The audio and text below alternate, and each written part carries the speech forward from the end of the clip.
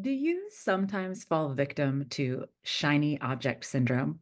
Or maybe not sometimes, all the time, every day? Well, if so, this episode is for you.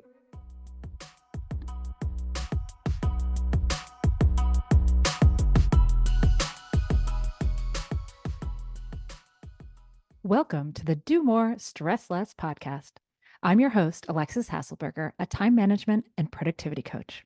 In every episode, I give you actionable, practical tips to help you learn to use your time in a way that feels good to you every day. No more hustling, scrambling, or struggling to keep your head above water. So let's dive in, and soon enough, you'll be doing more and stressing less.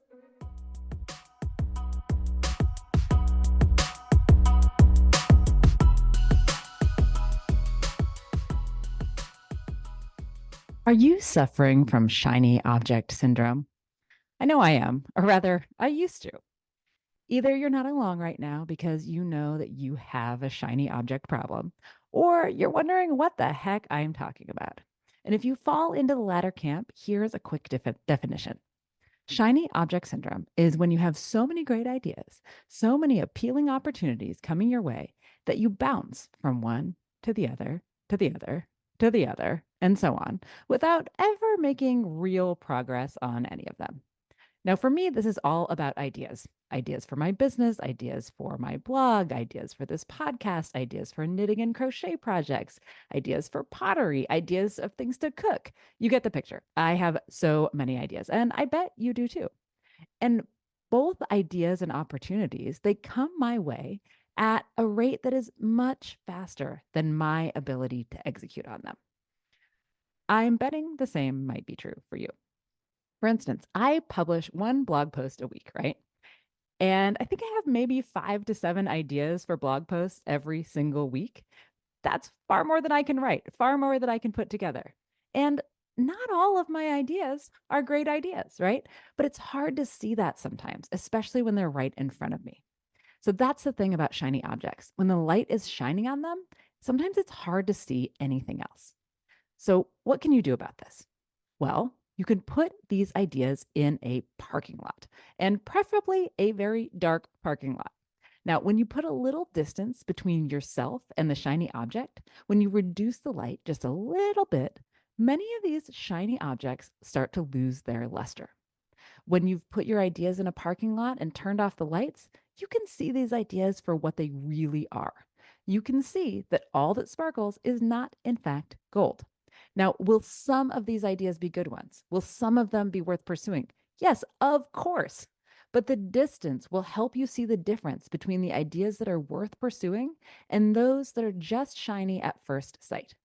Now, at present moment, I have 423 ideas for blog posts in my blog posts parking lot. Yes, 423. Now, that would take me, I'm just doing the quick math here, several years, right? More than 8 years to accomplish that if I were to write one every week. So I'm not going to do that. I may never write about most of these things.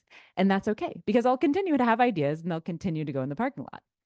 But when I go to plan out the content that I'm going to write, the good ones, they bubble to the top, right? They're still shiny.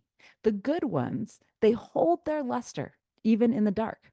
So it's easier to see them after they've been in the parking lot for a while. And the other things that were just shiny at first, but maybe aren't the best ideas, they kind of lose their luster. They kind of bubble down towards the bottom. Now, you want another example for this? I also keep a parking lot for ideas that I have for my business. It's stuff that I think is a good idea, but that I haven't allotted time for. And there are well over 500 things on this list. And I won't do most of them. That's a fact. I will not do most of them.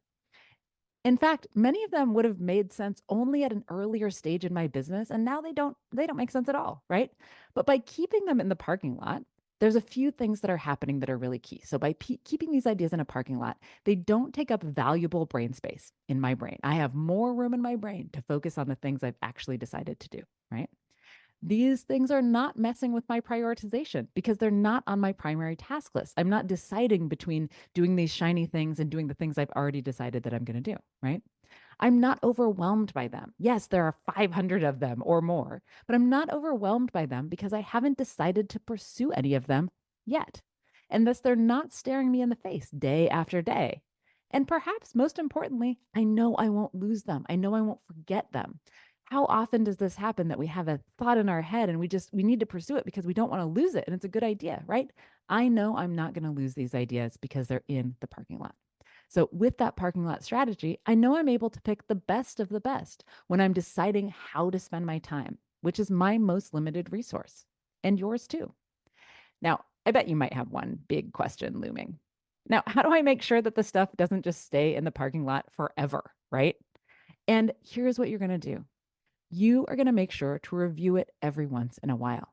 Now, on your primary task list, in your task system, your to do system, your calendar, wherever it makes sense for you, just put a note of every once in a while to go review that parking lot. You'll review it, you'll give it a cursory look. Anything that is still shiny will stand out to you, right? You'll decide if there's anything that you truly want to commit to in the next week, month, year, etc., right? Whatever your interval is. And then you can move that thing into your primary task system, prioritize it with all the other stuff that you've got going on in there, and dedicate the time and the energy to actually make it happen, right? You've moved it then from the parking lot to, the highway where you're actually going to do this stuff. Now, I would love to hear from you. If you have anything that you are going to put on your parking lot, I want to hear it. Let me know what this has sparked in you. I want you to feel that relief of knowing that you don't have to do everything right now.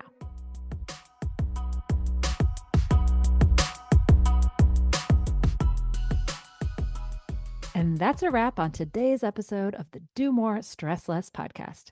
If you found today's episode helpful, please share it with somebody who could use a little less stress in their life. And make sure you subscribe so you never miss an episode. And if you're excited to take action or you need a little extra support, check out the free resources available on my website or schedule a free consultation call with me. You can do both of these at alexishasselberger.com. See you next time.